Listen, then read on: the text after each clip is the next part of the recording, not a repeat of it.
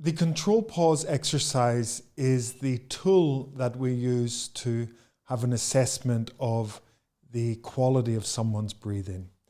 In a way, we can have an insight into the degree of breathing dysfunction by the score that they get on the control pause exercise.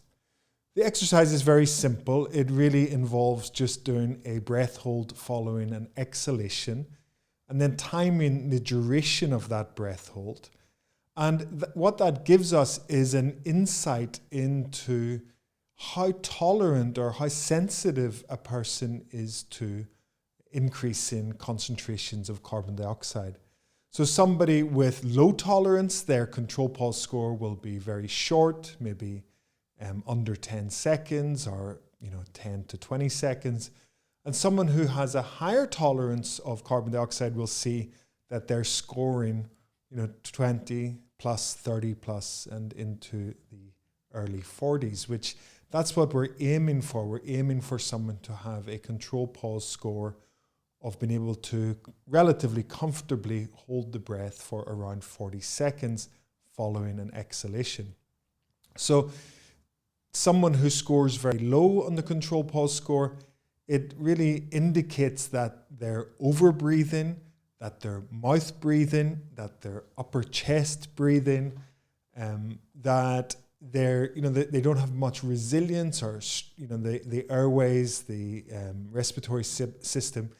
It sort of needs work. It needs support, and that support we're going to give through the autoimmune protocol, the diet, which is working with immune responses, through the breath hold practices, which start to transform the respiratory system, and also through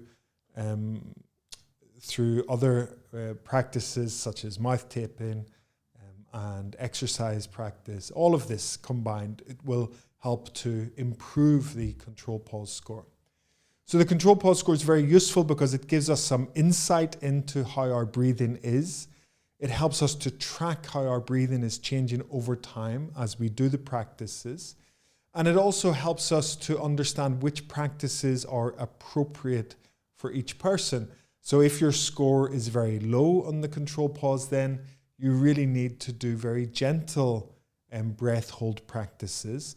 And as your score begins to improve, it increases, then you can add sort of stronger breath hold practices that will create those deeper adaptations to the respiratory system, to the chemoreceptors, and we'll notice sort of we're able to get those more lasting and those deeper, more significant transformations in our breathing. So with the control pause, we're always working at the level that is appropriate for us, and it's a really helpful way to understand how our breathing is and to adapt our practices accordingly, and also to notice how things like the autoimmune protocol or mouth tape and how quickly they impact our breathing and how much they improve our breathing. So we're able to see those changes easily through the control pause exercise.